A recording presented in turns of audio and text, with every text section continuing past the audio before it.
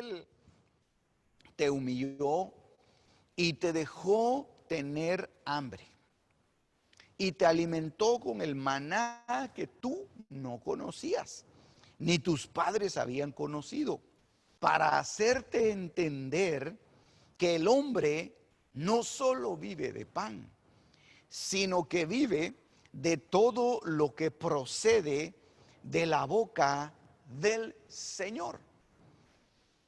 Y este verso, yo me detuve a estudiar este versículo precisamente porque no recuerdo yo, y en la historia del libro de Éxodo, desde que ellos salieron de Egipto, no recuerdo en qué momento el Señor los dejó con hambre. No recuerdo en qué momento el Señor los dejó con hambre, sino que ellos tenían el alimento. Ellos cuando pedían el alimento llegaba. Ellos pidieron codornices y el Señor hizo que llegaran las codornices. Ellos pidieron comida y el Señor les hizo descender maná del cielo, y el maná no fallaba. El maná llegaba por la mañana, es decir, ellos se recogían el maná por la mañana porque toda la noche pasaba regándose con un pequeño rocío sobre la tierra, y se depositaba el maná, y ellos lo único que tenían que hacer era recogerlo. Eso era todos los días, excepto el sábado, ¿verdad? Pero el asunto es que aquí, cuando el Señor les recuerda al pueblo de Israel, les dice que yo los dejé tener hambre. Pero dice también, pero yo los alimenté con el maná. Entonces, como que hubiera una contradicción en una de las cosas que están acá. ¿Cómo es que los dejó tener hambre y cómo es que los alimentó con el maná? Entonces, definitivamente el Señor no estaba hablando de una comida literal, no estaba hablando de un pan físico, no estaba hablando de algo que ellos podían tocar, podían ver, algo que los iba a nutrir en su cuerpo, sino que Dios estaba hablando de algo más profundo. Y eso era lo que les estaba enseñando a ellos, de que los había dejado tener hambre. Se refería a que les había cortado la comunicación. Eso era más fuerte todavía que el que los dejara tener hambre en lo literal, de que no les diera el maná. Era más importante que el Señor les hablara a que el Señor les diera de comer. Y por eso es que les dice en este mismo verso: te alimentó con el maná que tú no conocías, ni tus padres habían conocido, para hacerte entender. Es decir, que ese milagro que el Señor estaba haciendo, lo estaba haciendo con el propósito de que el pueblo entendiera que no solo de pan vive el hombre, sino de todo lo que procede de la boca del Señor. Y el Señor se los explica aquí. Les dice: yo les di del pan, pero para que entendieran que ese pan no es importante. Para que entendieran que el pan más importante es recibir la palabra, recibir todo lo que sale de la boca del Señor.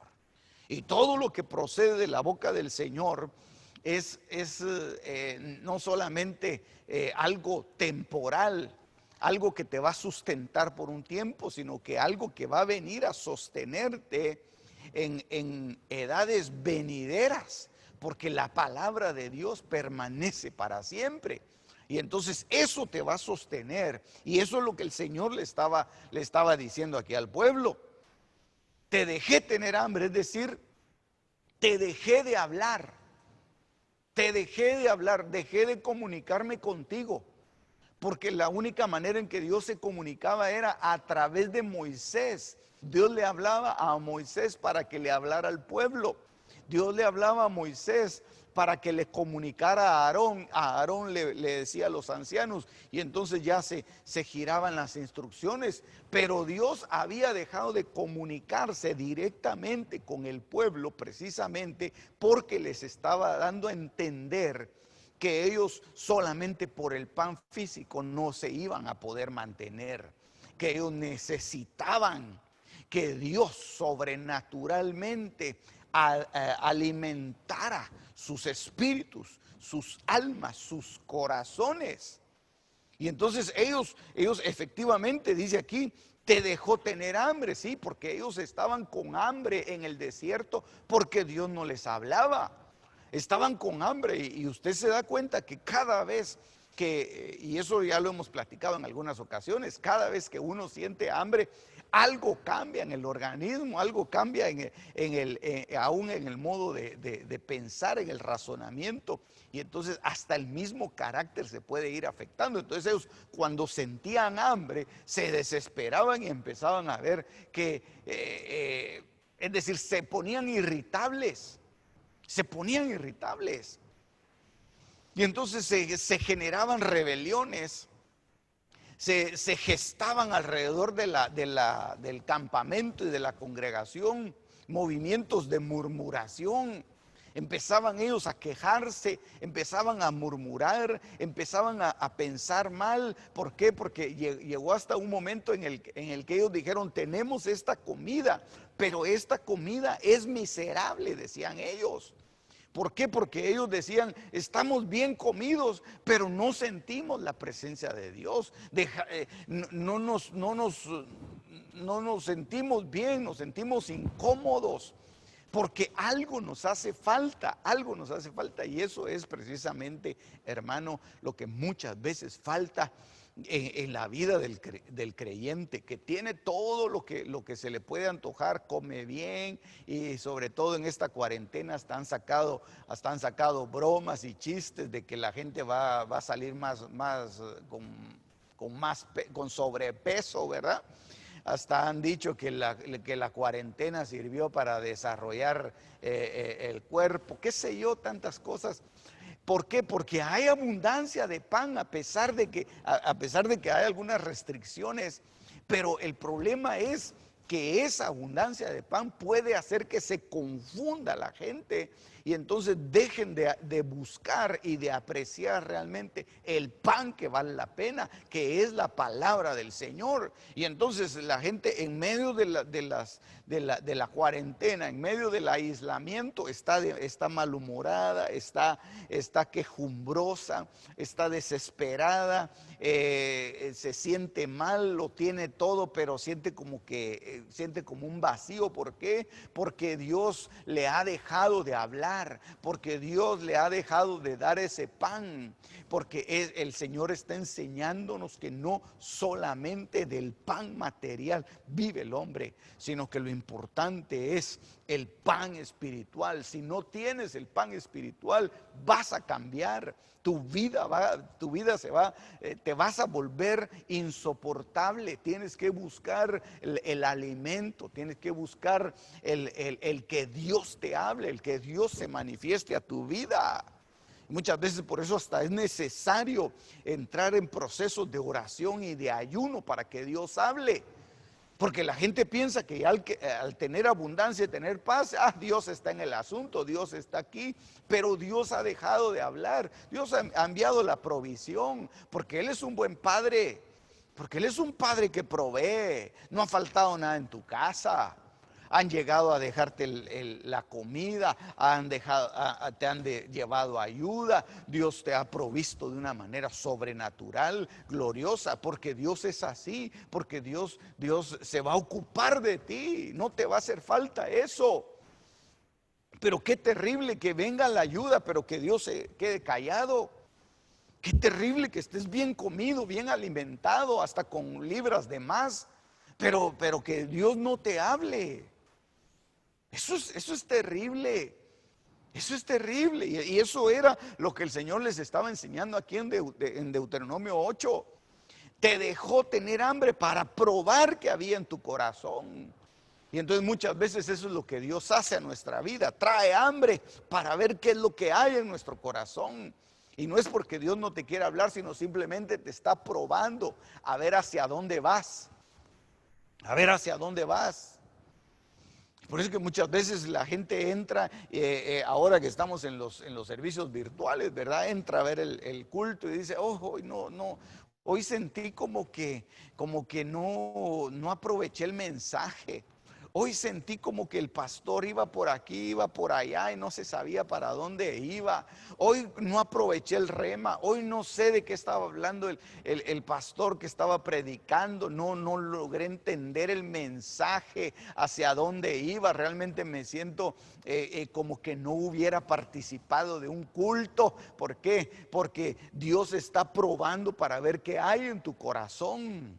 Para ver qué hay en tu corazón, y a veces esos procesos vienen a nuestra vida, esos procesos en los cuales uno va a un servicio y uno siente seco, siente los sequedales, todos están gozando, están cantando, están pues danzándole al Señor, tal vez adorando, derramando su corazón, llorando en la presencia del Señor, y uno no siente nada y uno dice, pero Señor, ¿qué es lo que está pasando? Porque Dios está probando tu corazón. Ha venido un hambre para hacerte entender, dice aquí. Dice, para hacerte entender que el hombre no solo vive de pan. En otras versiones dice, para que tú reconozcas, para hacerte saber, dice otra versión. Y en una versión que me gustó mucho dice, para que aprendieras, para que aprendas que Dios, que muchas veces cuando Dios está callado es cuando está probando tu corazón para ver qué es lo que tú haces. Yo me imagino que los procesos más fuertes en los que han pasado la gente rebelde y los personajes que han sido rebeldes que se muestran aquí en la palabra, Coré, Judas, aún el mismo Luzbel, fue probado en un momento de silencio, en un momento de hambre. Dios lo dejó ahí solo para ver qué era lo que él hacía. Y le dejó de hablar, lo tenía todo. Tenía comida, tenía esto, tenía lo otro. Judas, imagínate, Judas tenía la bolsa a su disposición y agarraba de ahí lo que él quería. O sea, no era una escasez física, no era una escasez física, sino que era escasez de palabra. Era un hambre de palabra que estaba probando el corazón. Y entonces cuando viene ese silencio de Dios, entonces es cuando Dios ve cuál va a ser tu reacción. ¿Lo vas a seguir buscando de la misma manera? Aquel culto en el que saliste vacío, en el que no sabías por qué habías llegado, lo sentiste todo tan desabrido, tan simple, tan feo. Te prueba para ver si vas a venir el otro culto, vas a venir el otro servicio. Bueno, voy a llegar a ver de repente, a ver si el Señor me habla. Pero ahí el Señor vuelve a probar tu corazón. Pero ahí el Señor vuelve otra vez a quedar en silencio y solo te observa para ver qué es lo que haces. Y entonces dices tú, ya segundo culto que yo asisto y no siento eso. Y antes yo era uno de los que danzaba, de los que lloraba, de los que adoraba, levantaba sus manos. Y entonces empiezas a tratar de hacer lo que antes hacías, levantando tus manos, y hasta tratas de llorar, te acuerdas, tratas de recordar momentos tristes de tu vida para poder derramar tus lágrimas, porque te hace falta, porque te hace falta. Y dices, no, es que no sentí lo mismo, no sé qué es lo que está pasando. ¿Vas a venir frecuentemente? ¿Vas a seguir viniendo? Eso es lo que Dios está probando. Eso es lo que Dios ha probado en el corazón. Alimento vas a tener, abundancia vas a tener, te van a seguir pagando tu cheque, te van a seguir dando la ayuda que siempre te han dado. Pero tal vez Dios va a estar en silencio. Tal vez la palabra no va a venir. Y entonces ya cuando son 2, 3, 4 veces, entonces ahí es donde ya revisaste tu corazón, ya dijiste, Señor, ¿por qué es que no me hablas, Padre? ¿Por qué? Y decidiste en tu corazón permanecer. Decidiste en tu corazón quedarte a esperar a que Dios te hablara. Ten por seguro que Dios te va a hablar.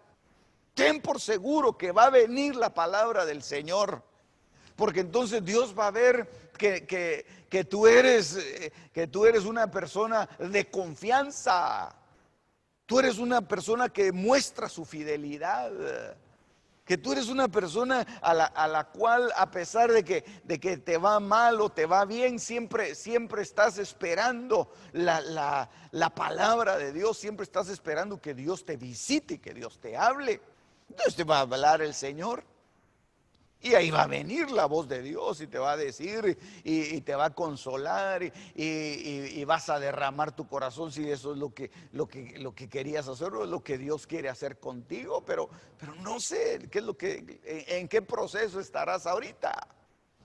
No sé en qué proceso Dios te tenga, pero definitivamente cuando hay hambre hay una prueba. Hay una prueba. Y algo Dios está haciendo en medio del hambre, en medio de la necesidad y de la falta de palabra. Por eso Amós en el capítulo 8 dice que viene una hambre sobre la tierra, sobre los moradores de la tierra. Y no es un hambre de comer, sino que es un hambre de oír palabra de Dios. Y que iban a correr de aquí para allá buscando la palabra, pero no la iban a encontrar. No la iban a encontrar, porque cuando Dios dice a guardar silencio, ¿quién lo va a hacer hablar? Cuando Dios dice, yo a este ya no le hablo hasta que cambie su actitud, ya no va a hablar. A este no le hablo hasta que él demuestre, hasta que salga victorioso de la prueba que le he puesto. Y entonces ahí a Dios va a hablar. Pero van a ir de un lado para otro. Y por eso es que hay tanta fluctuación. Por eso es que hay tanta fluctuación. Y ahora no se ve tanta fluctuación en las iglesias. De que un hermanito anda por aquí, otro anda por allá, otro anda por allá. No, no, no. Ahora la fluctuación es en el internet. Ahora la fluctuación es ahí y es más peligroso todavía. Porque si Dios ha decidido no hablarte, ¿a través de quién te va a hablar? Si Dios ha decidido guardar silencio, puede ser que oigas otras voces que pienses que es la voz de Dios. Y entonces viene la confusión. Y entonces ahí está pinchando por todos lados para ver en dónde Dios le habla, para ver dónde hay algo impactante, para ver ahora si es de verdad lo que Dios va a decir. Y es una búsqueda infructuosa, porque Dios ha enviado hambre. Y Dios va a enviar un hambre aún más fuerte. Primero viene el hambre de la palabra, pero viene acompañada por el hambre literal. El hambre literal.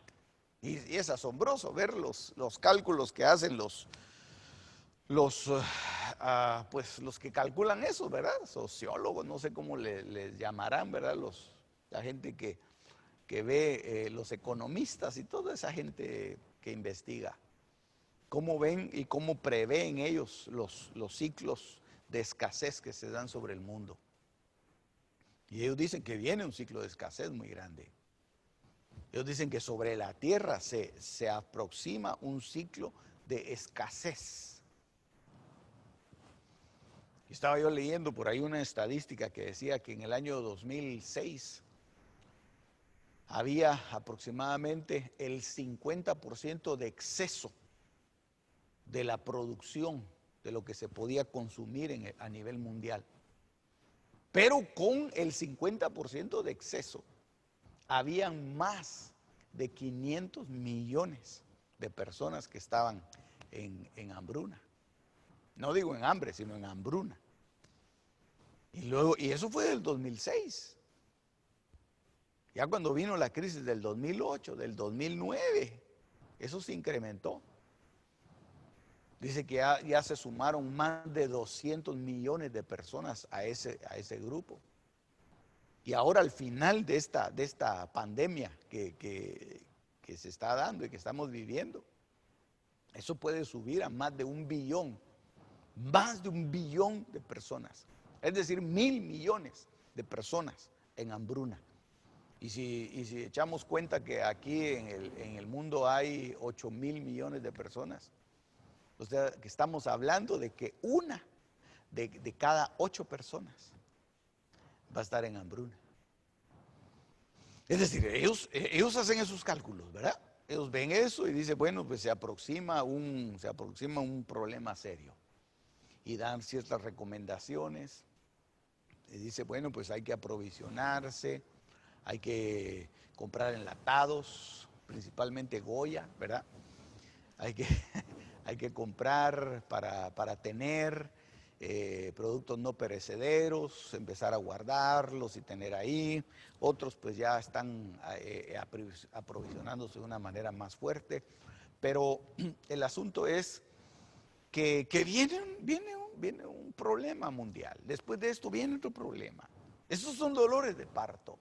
Son dolores de parto. Y la tierra no va a quedar tranquila, en paz, hasta que no se dé a luz al nuevo ser, hasta que no se dé a luz a la iglesia que ha de nacer. Así que preparémonos para lo que viene, pero yo creo que Dios va a empezar a hablar, Dios va a empezar a decir cosas. Dios va a empezar a revelar a sus profetas. Yo creo que Dios siempre dice la palabra del Señor que Dios no hará nada si antes no le avisa a sus siervos los profetas. Entonces esta pandemia yo creo que ya los profetas nos hubieran dicho, ¿verdad? Viene una pandemia, pero nadie lo dijo. Y entonces, ¿qué es lo que Dios está, qué es lo que Dios está haciendo, verdad? Todos los agarró de sorpresa. Entonces los agarró, ay Dios mío, inadvertidamente. Entonces, posiblemente sea una parte de una hambruna. Y que Dios está callado. Y que Dios ya había dicho. Y de hecho Dios ya había advertido desde hacía mucho tiempo. Aquel tremendo hombre, Wilkerson, escribió un libro en el año 73, La Visión, y ahí dijo él, todo lo que pasó ahorita en Nueva York, él lo vio ahí en ese libro. Y luego en el año 86 él volvió a recalcar y dijo lo que iba a suceder en Nueva York y que de aquí de Nueva York se iba a extender hacia los demás lugares en los Estados Unidos y en América. Y eso fue lo que pasó. Yo no sé si ustedes se han dado cuenta de eso, pero eso fue lo que pasó. Vino y el epicentro de la epidemia aquí en Nueva York. Y se empezó a extender por todos lados. Es decir, que han habido profetas en el pasado que han advertido. Profetas genuinos, pues, porque hay otros que solo les gusta Pero yo digo profetas genuinos que ven cosas y que le advierten al pueblo y que le avisan que no solamente les están dorando la píldora, no solamente que les están diciendo cosas bonitas, tú vas a prosperar, tú vas a ser rico, tú vas a poseer la tierra, tú vas a ser grande, tú vas a tener por aquí, tener por allá. No, sino profetas que advierten y que dicen, esto va a suceder, esto va a pasar. De eso necesitamos. De esos profetas necesitamos, de esos ministros que se paran detrás de un púlpito y que empiezan a decir las cosas sin temor a que la gente se vaya o se ofenda o cambie de canal. Y que empiecen a decir y a declarar las cosas que vienen, porque eso es lo que necesitamos nosotros para estar atentos, para estar avisados de las cosas que van a venir. Por eso es que yo te estoy dando hoy una palabra tal vez no muy agradable, pero viene hambre. Viene hambre sobre la tierra. Y viene un hambre también de conocer al Señor. Viene un hambre de saber y de oír la palabra de Dios. Pero esa hambre es con un propósito. Y el propósito es preparar a la iglesia de Cristo. Que la iglesia esté preparada. Que la iglesia esté lista para las cosas que van a venir. Y si la iglesia se prepara,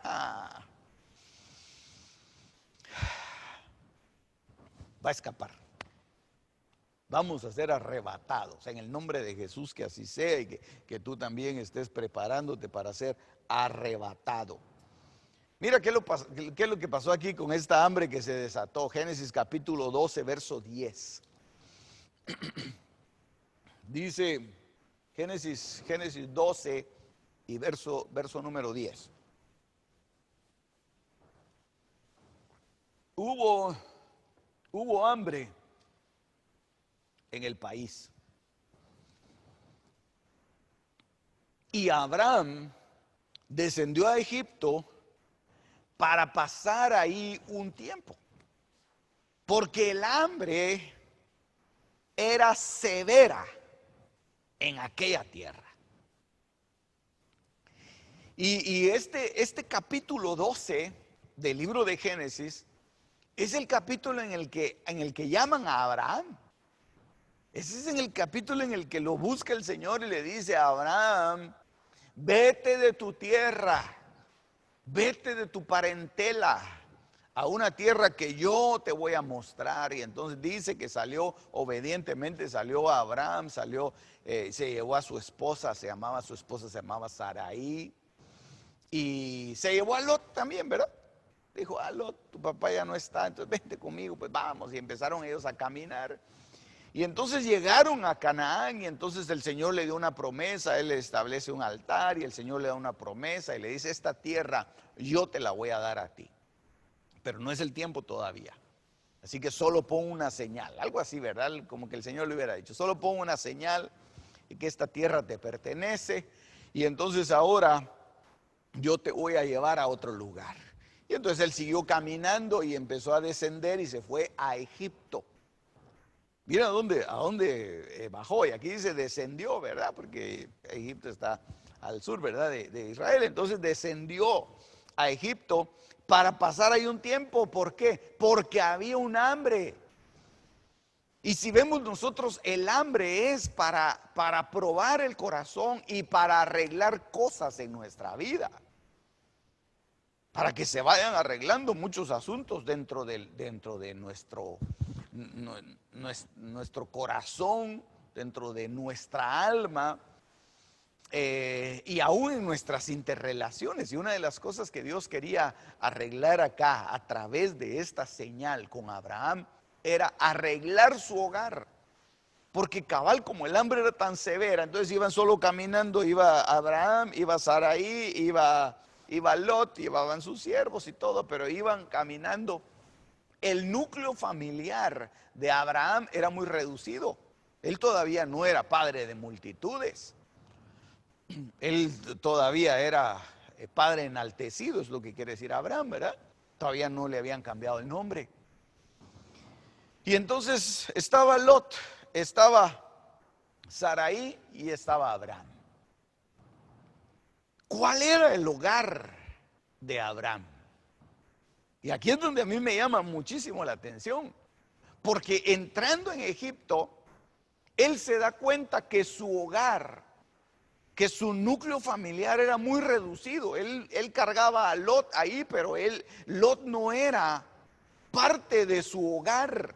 Él era su sobrino.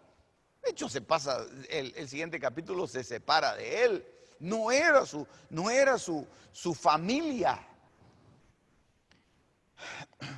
Y lo que hace Abraham en ese momento es como que recapacita, como que se da cuenta y dice: oh, Sarai, ahora entiendo que eres hermosa, ahora entiendo que eres bella, ahora te veo con otros ojos, ahora comprendo lo maravillosa que eres, como que algo así le hubiera dicho, ¿verdad? Entonces, yo creo que la enseñanza ahí para nosotros, mis amados, es que nuestro núcleo familiar, nuestros cercanos, nuestra casa, es hermosa, pero tal vez no lo hemos reconocido. Y viene un hambre para que nosotros entendamos y para que nosotros valoremos la importancia que tiene nuestro hogar, nuestra familia, nuestra casa. Tu casa es hermosa. No estoy hablando de edificio, obviamente. Tu familia es hermosa. Tu familia es preciosa. Abraham no lo había visto de esa manera. Abraham solo miraba a su mujer, andaba con él de arriba para abajo, pero de repente entró en ese razonamiento y dijo, no, de veras que yo soy afortunado de tenerte a vos. De veras que yo me debería de sentir dichoso de que estás conmigo, mira Saraí. Ahora entiendo, fíjate.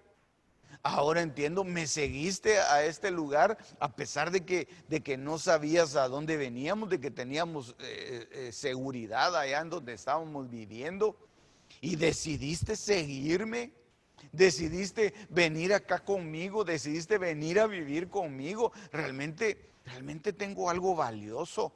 Tú no me sigues por lo que yo tengo, sino que tú me sigues porque tú me amas.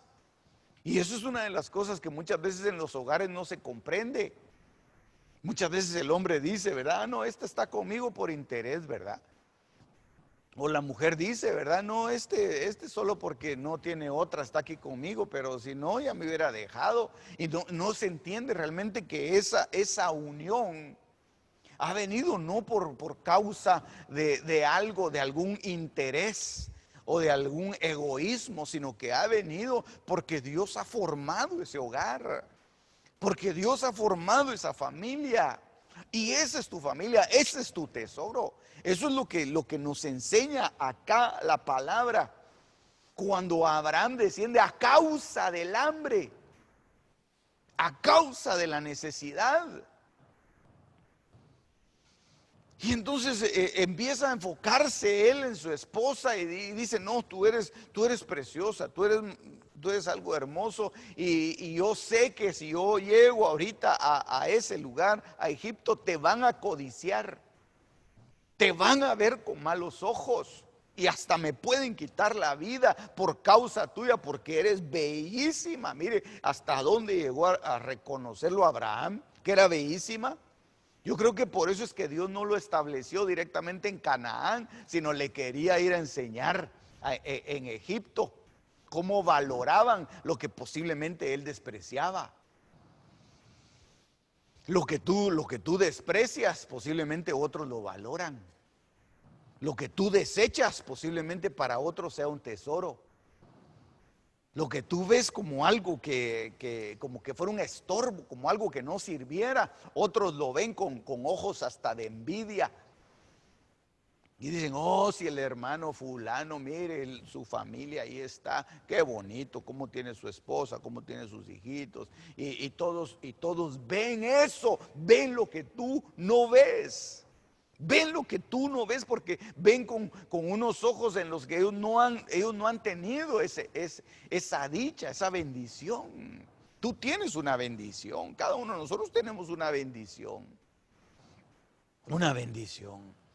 de tener una familia, de tener un hogar, de tener alguien con quien platicar. Si tienes a tus papás, tal vez ya están ancianos, ¿verdad? Pero ahí están tus papás. Ahí están tus papás. Le cuentas un problema a tu papá, él no va a salir corriendo a publicarlo al Facebook, ¿verdad? Porque tal vez ni Facebook tiene. Pero le cuentas un problema a tu papá, sabes y tienes la seguridad de que él te va a ayudar, de que él te va a bendecir, de que él te va a dar un consejo más acertado. Escucha esto, más acertado aún que el mismo consejo del pastor. Ay, pastor, pero usted cómo dice eso si sus consejos son infalibles. No crea, no crea. No, porque no hay como el consejo de un padre. No hay como el consejo de una madre. Que la madre se va a poner en tus zapatos. Tu papá se va a poner en tus zapatos, en tus pisadas y va a pensar cómo tú eres. Él te conoce desde antes de que tú nacieras. Él ya te conocía cómo eras. Y eso muchas veces la gente lo desprecia. La gente desprecia.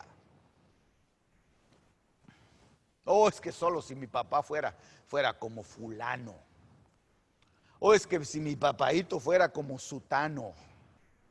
Oh, el tremendo predicador. Oh, el profeta. Oh, el apóstol, el evangelista. A ellos sí, ellos sí son mis papás. Ellos sí merecen estar dentro de mi perfil, de mis redes sociales, de mi Facebook. Mi papá no. Mi papá es un viejito, no, ni fotogénico es tampoco.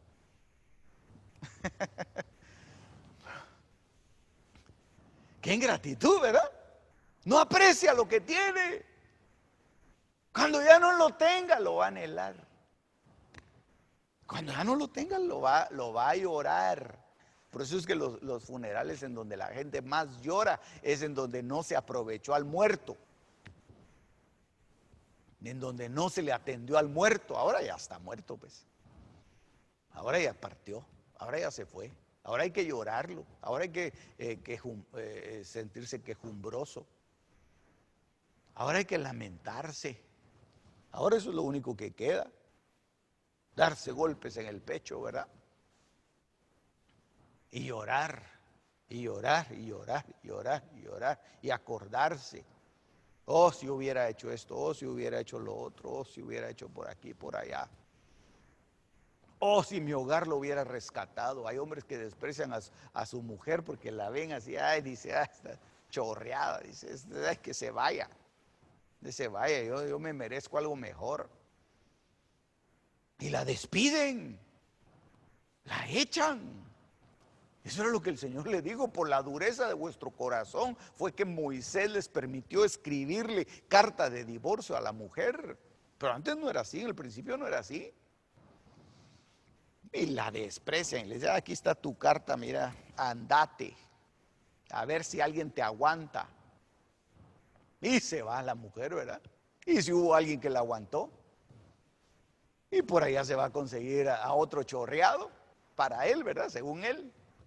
Y ahí se juntan y empiezan a buscar su limpieza, su restauración, y empiezan a pedirle misericordia al Señor, y empiezan a prosperar, y empiezan a crecer, y el otro se muere de la envidia porque ahora si mira a la exchorreada, ahora la mira bien encumbrada y bien tratada y contenta y feliz. La que menospreció, la menospreciada. Por eso la palabra del Señor dice, creo que en Isaías 54, más son los hijos de la despreciada que los de la casada. La desecharon y ella creció, y ahora el chorreado es él. El que no quieren es él. Porque hubo un hambre, porque el Señor estaba esperando a ver qué era lo que hacía, cuál era su reacción. El Señor se cayó para que él tomara decisiones, para que él viera hacia dónde iba. Hay decisiones que tú sabes que tienes que tomar. No necesitas que haya una profecía, una visión, un sueño, una guianza del Espíritu Santo. Hay decisiones que son lógicas y que tú las tienes que tomar, y que Dios no te va a ayudar para tomar esas decisiones. Tú ya sabes qué es lo que tienes que hacer. Ay, Señor, ¿será que debo dejar de fumar, Señor? Ay, Señor, ¿será que debo dejar de desear la mujer del vecino, Señor? ¿Será, Señor, que debo dejar de robarme los vueltos? O sea, el cambio, ¿verdad? Ay, Señor, ¿será que debo dejar de hacer estas cosas malas? El Señor ni te va a hablar. El Señor ni te va a contestar. Tú sabes lo que tienes que hacer. Tú sabes lo que tienes que, hacia dónde va. Y entonces dice, es que Dios no me habló. Pues, ¿cómo te va a hablar? Si Dios ya te formó, ya te enseñó, ya te creó, tú tienes que tomar tus decisiones. Por eso el Señor puso delante del pueblo de Israel el camino de la vida y el camino de la muerte. Escoge tú. Ay, Señor, ayúdame a escoger, pero si te lo estoy poniendo enfrente. El camino de la vida es de bendición y el camino de la muerte es de maldición. Entonces escoge. Ay, es que me confundo, Señor. Ay, Dios mío. Es de que darle un coscorrón. Hay que darle un coscorrón, un codazo, un empujón y una patada para que se avive. Tiene que tomar decisiones, tiene que actuar en la lucidez. Ay, es que Dios no me habló a tiempo. Tanto tiempo te pasó Dios hablando de que restauraras tu casa, de que cuidaras lo tuyo, de que cuidaras a tus hijos, que cuidaras a tu mujer o la mujer que cuidara a su marido. Y no lo hiciste, y a Dios dice, ya no le voy a hablar, que Él sabe qué es lo que tiene que hacer.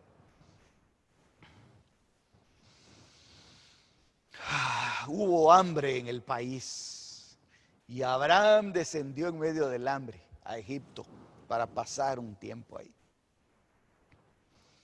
porque el hambre era severa en aquella tierra.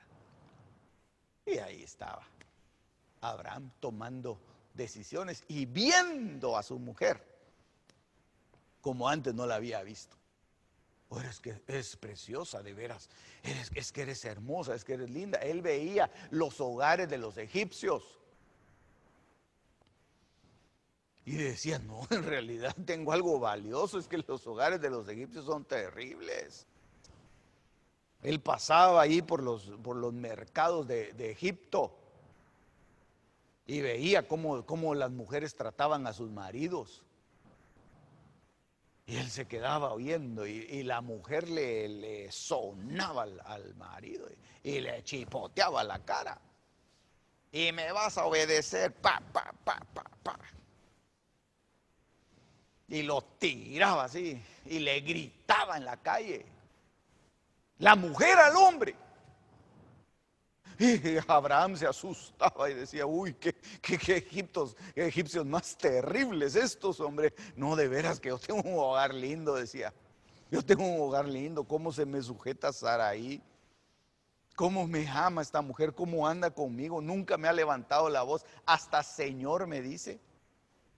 Así le decía Saraí a Abraham, le decía mi Señor, le decía.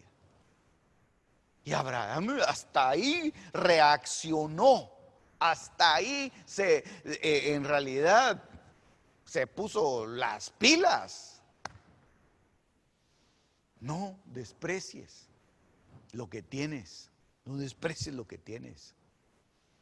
Hay gente que desprecia lo que el Señor le da por ir a buscar otras cosas que no le convienen. Ya cuando regresa ya ocuparon su lugar.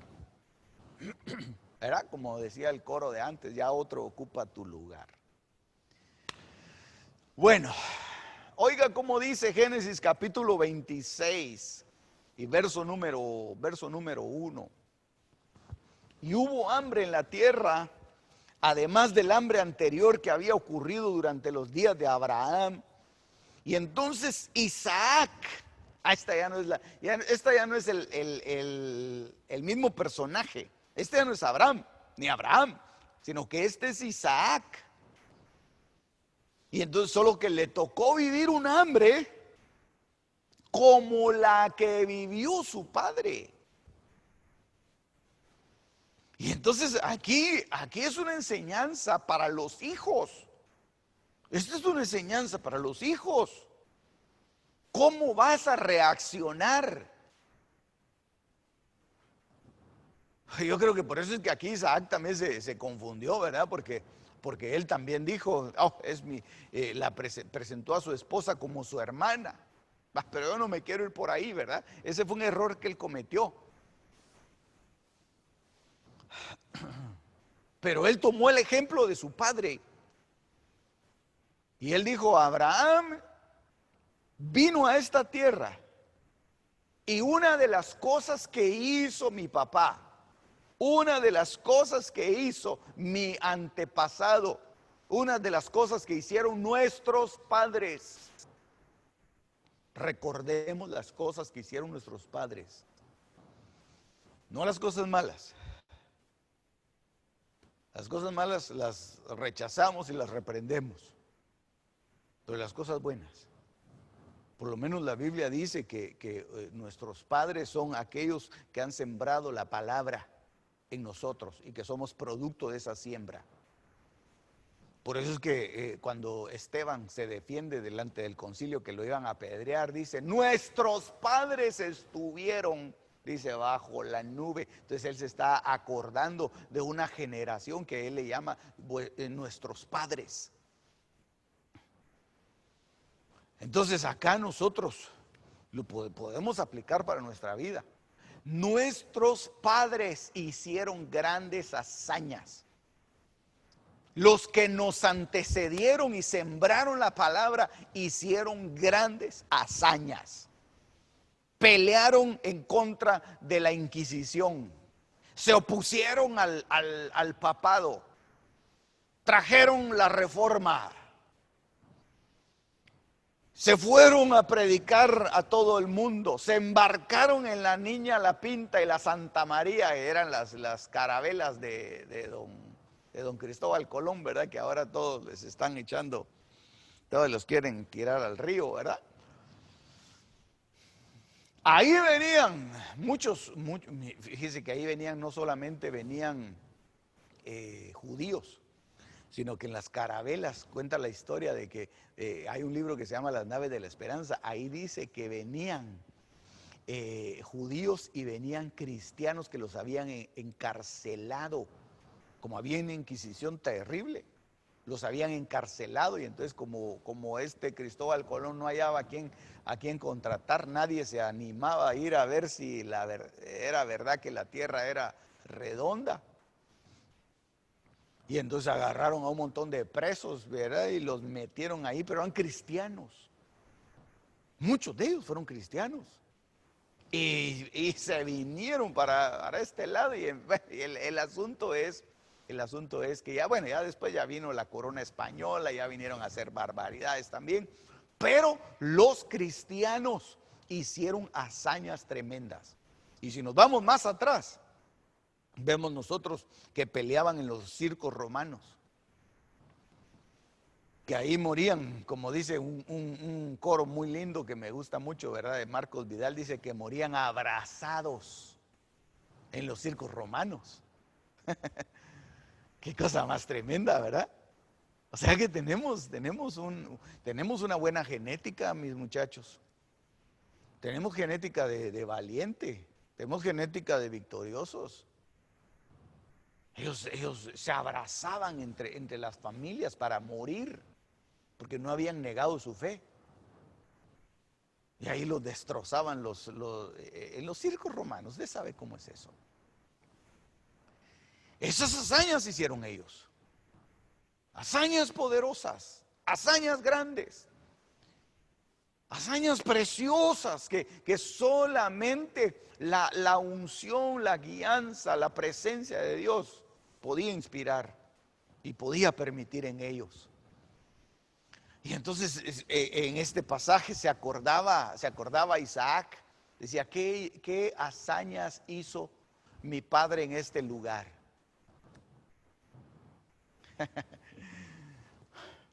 Recuérdense que estamos en medio del hambre.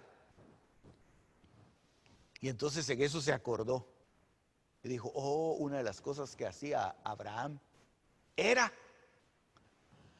que abría pozos. Vamos a ir a ver dónde están los pozos. Y se fue a buscar los pozos por todo este lugar, ¿verdad? En Gerar se llamaba.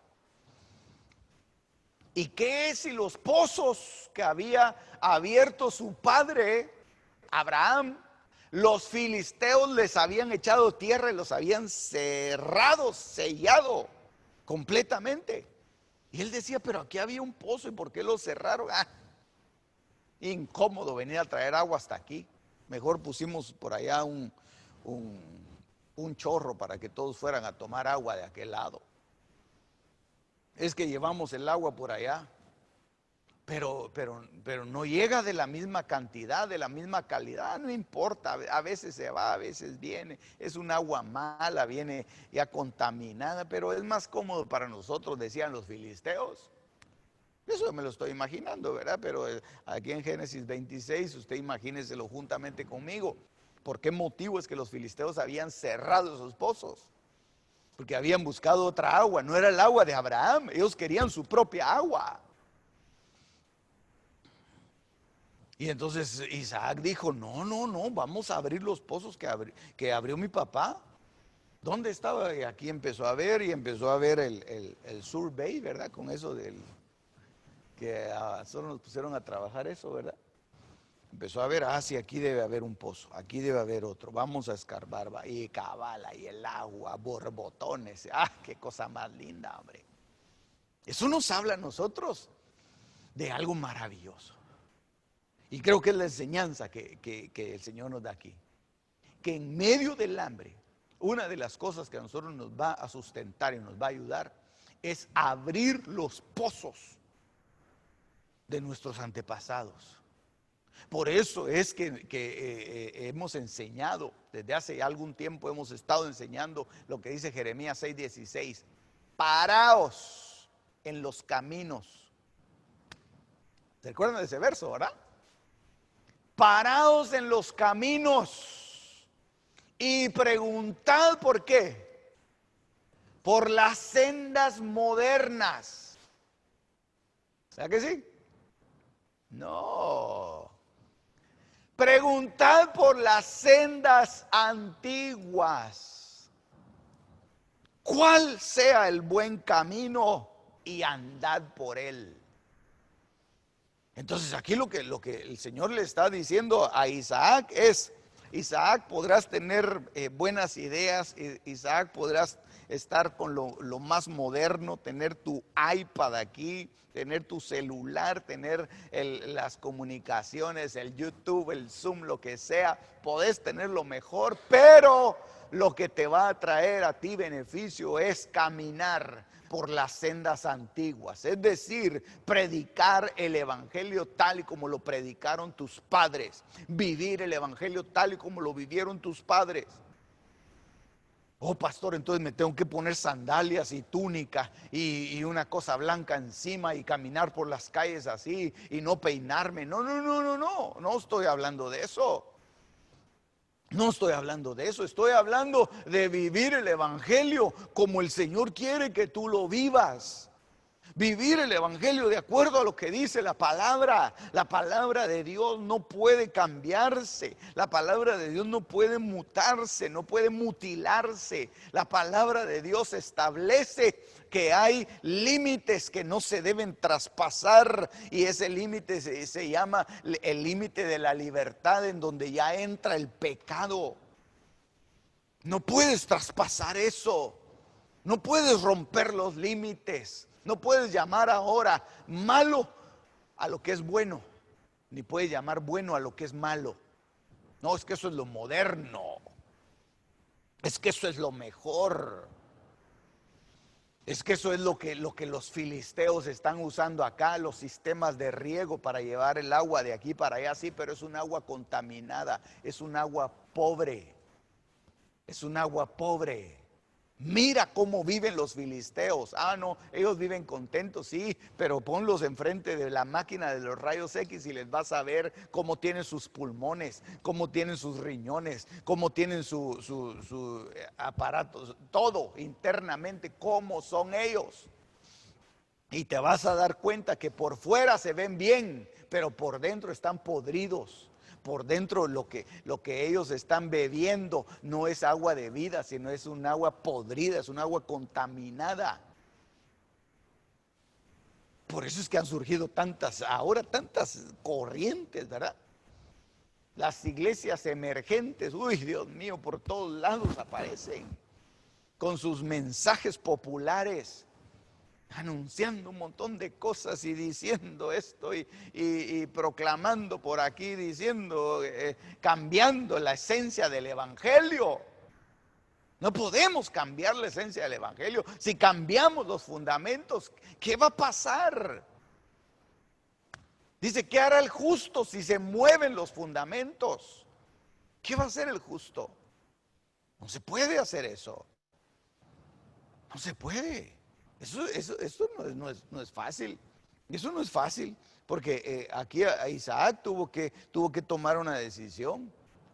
O bebemos del agua de los filisteos o bebemos del agua que mi padre abrió. Y él dijo, no, aunque nos cueste un poco más, vamos a abrir los pozos. Por eso, así dijo Jehová, paraos en los caminos y preguntad por las sendas antiguas, ¿cuál es el buen camino? Y andad por él. Gracias a Dios nosotros tenemos un evangelio bendito, precioso que el Señor nos ha heredado. Y yo te sugiero que no lo cambies. Yo te sugiero que no lo cambies. No lo cambies, por nada. Aunque se vean muy lindas las luces, mis hijos. Aunque se vean muy bonitas las escenas, ¿verdad? De los conciertos y de todo. Si la esencia del evangelio se cambia, va a ir hacia una destrucción. La iglesia.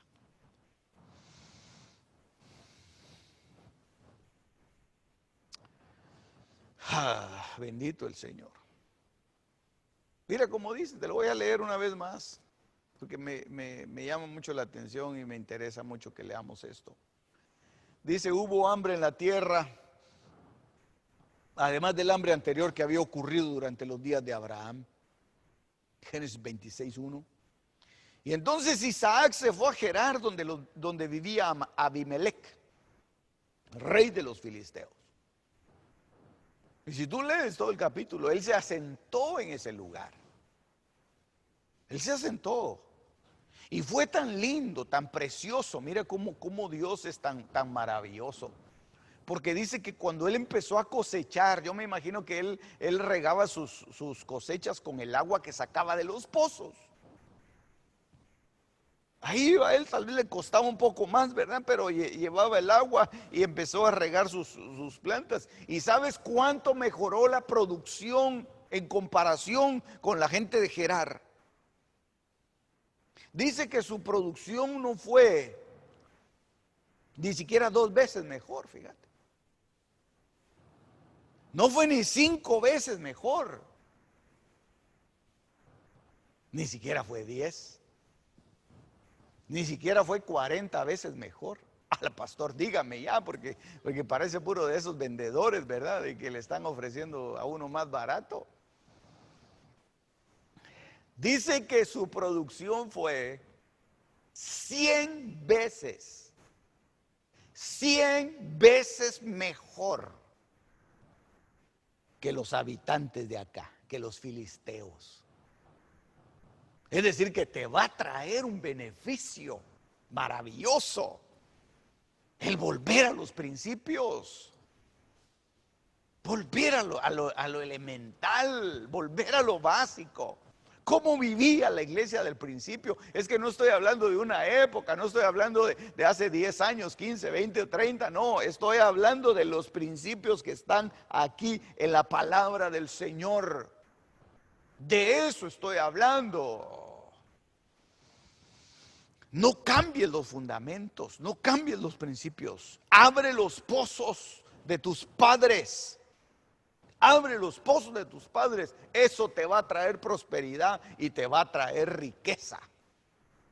Aleluya. Ay, se le abrieron los ojos a muchos ahorita que se estaban cabeceando, ¿verdad? Oh, dijo riqueza el pastor. Eso quiero yo. Pastor, repítame la fórmula. No, ahorita voy a otro verso.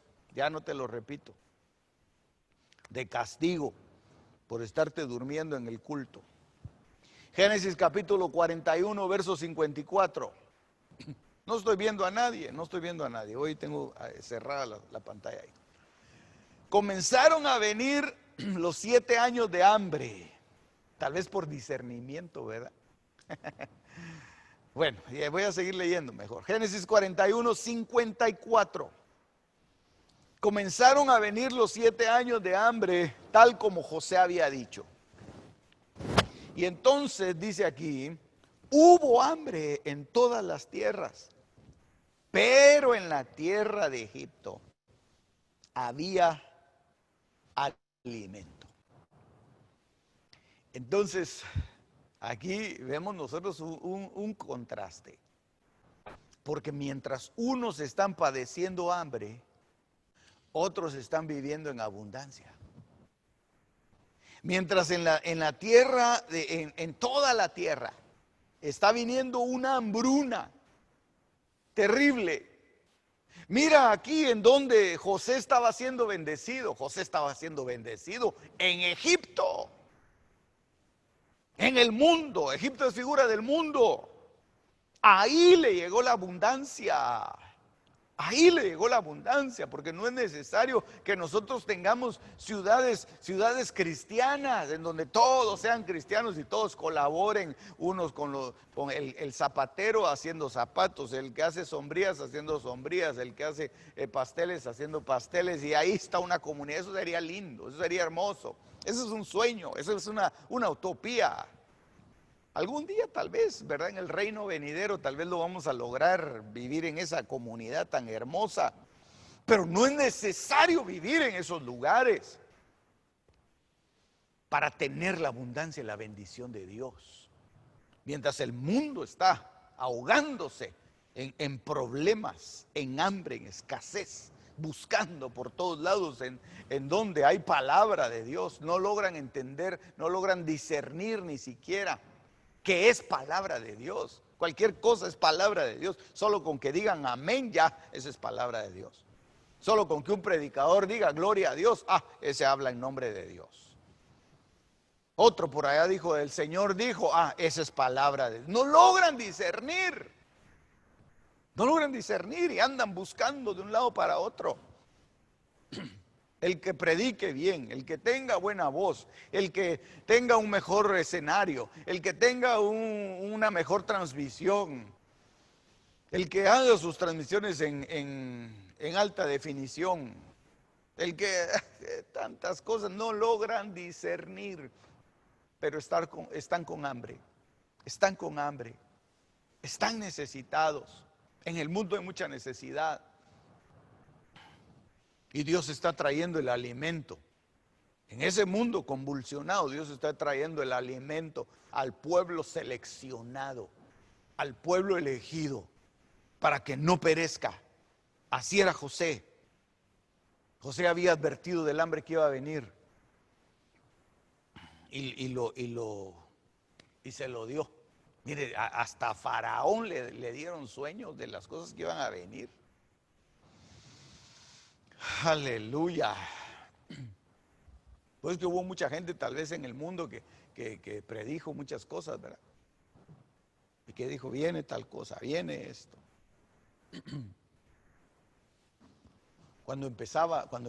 Recién empezaba la pandemia, alguien dijo, no cristiano, alguien, ¿verdad? Dijo, esto no se va a terminar, esto ya se va a empezar a abrir todo más o menos como en julio o agosto, dijo. Pero estábamos en marzo, principios de abril, y nadie le creyó. Yo tampoco, ¿verdad?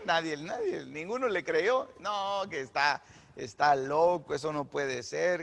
Y mire, el sueño se lo dieron aquí a Faraón, de que iba a venir hambre. Y el único que lo logró entender fue José. Los profetas dormidos, ¿verdad? Los profetas hay Dios.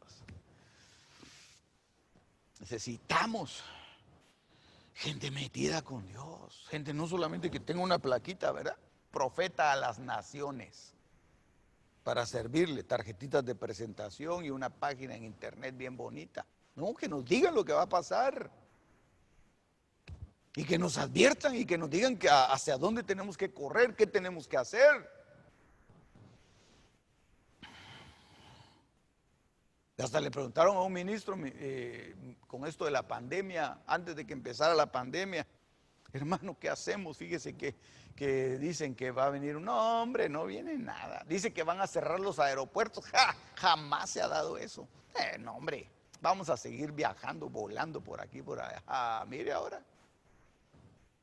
Mire ahora.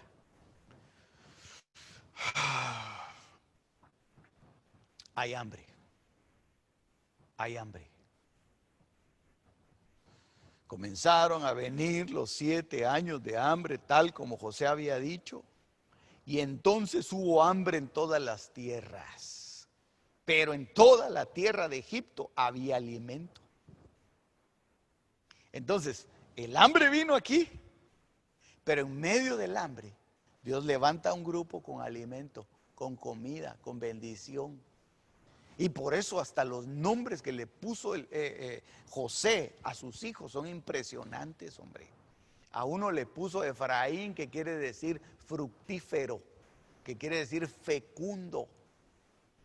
En medio del hambre, en medio de la necesidad. Y ahí es donde uno más o menos entiende por qué el papá, por qué Jacob, cuando los bendice, cruza los brazos. Porque el primero que nació fue Manasés y el segundo fue Efraín. Y al que le tocaba la bendición de la primogenitura era Efraín, era el fecundo, porque Dios iba a traer fecundidad, Dios iba a traer multiplicación, Dios iba a traer bendición sobre ese pueblo. Entonces va a haber abundancia, va a haber abundancia, aleluya. Entonces, en los tiempos de abundancia, empieza a guardar. No te lo gastes todo.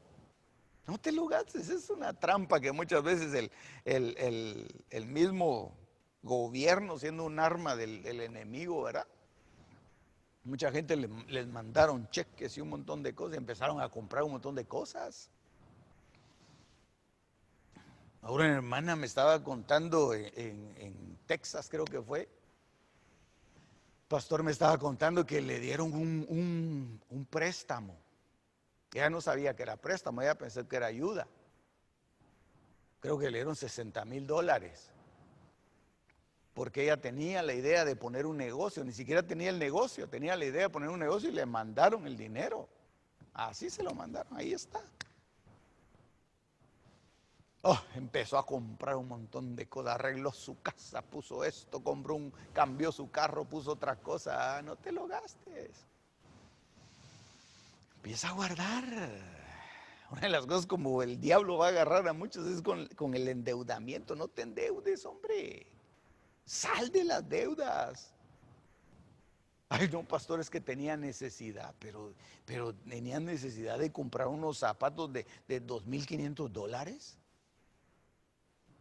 No, guárdalo. Úsalo sabiamente, racionalmente. Es parte también de lo que Dios te permite que tú definas y tú decidas. Otro pastor me estaba diciendo, fíjese que le mandaron a mi hija, se dedica a cosas de negocios. Ella llenó la solicitud en la noche. Al otro día dice que le estaban dando $25,000 en su cuenta. Y le dijo, papá, me asusta esto. No me puse alegre cuando recibí los 25,000. Me asustó, porque lo están amarrando a uno. Están amarrando a la deuda, al problema. Y entonces debes de ser muy sabio, debes de ser muy sabio. Sal de los problemas. Si estás amarrado con una tarjeta de crédito, salga de eso, hermano. En el nombre de Jesús, en el nombre de Jesús. Entre paréntesis, ¿verdad? Consejo financiero de esta mañana. Salga de sus deudas. Pague de una vez esa tarjeta y quiebrela, rómpala. Ya no la vuelva a usar. Oh, es que me gano puntos. Ay, Dios mío. Te ganaste 50 puntos, pero tuviste que pagar $500 de más. ¿Qué ganancia va a ser esa?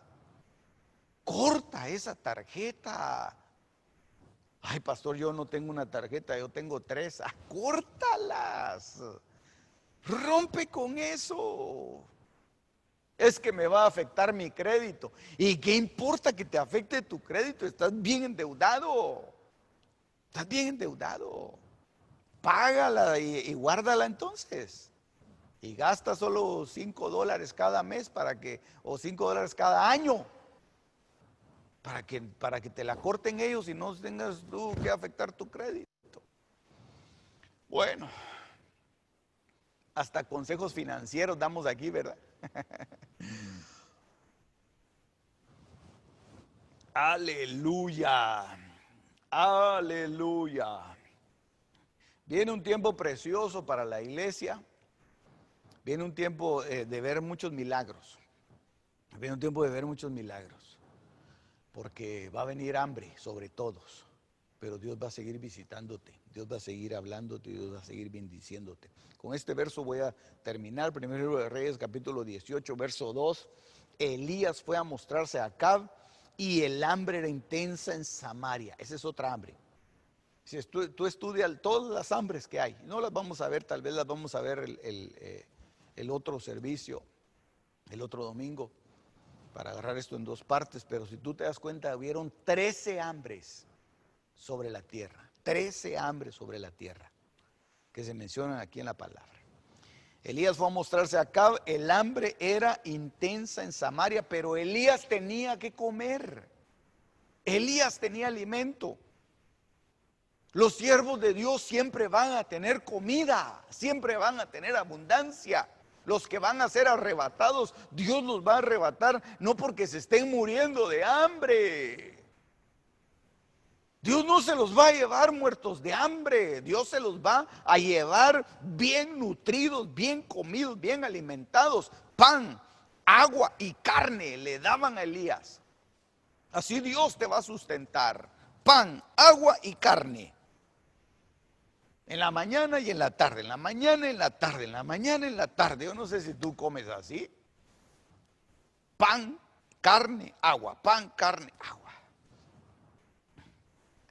Y paralelo a esto, habían otros siervos que los estaban alimentando. Dice que los metieron de 50 en 50 en unas cuevas. Y dice que les llevaban pan y agua. No les llevaban carne, pero les llevaban pan y agua, pan y agua. Ahí los tenían sustentados porque Jezabel los andaba persiguiendo. Igual que a Elías, ¿verdad? ¡Ja! Qué cosa más tremenda. Dios va a cuidar de su pueblo. Dios te va a sustentar. Dios te va a hablar siempre. No menosprecies cuando venga la palabra del Señor, aunque te cueste a veces recibirla. Ay, muy duro habla el pastor. Es que hoy sí me dio duro el pastor. Hoy hasta se metió con mi tarjeta de Mastercard. Eso no se lo he permitido a nadie. Es que el pastor habla cosas que no entiende. Bueno, pues sí, tal vez es muy duro el mensaje, pero el próximo culto vamos a suavizarlo un poquito, pero no te lo pierdas. Dios te va a seguir hablando. Dios te va a hablar, Dios te va a hablar. Y tal vez hoy sientes que está un poquito difícil la comunicación.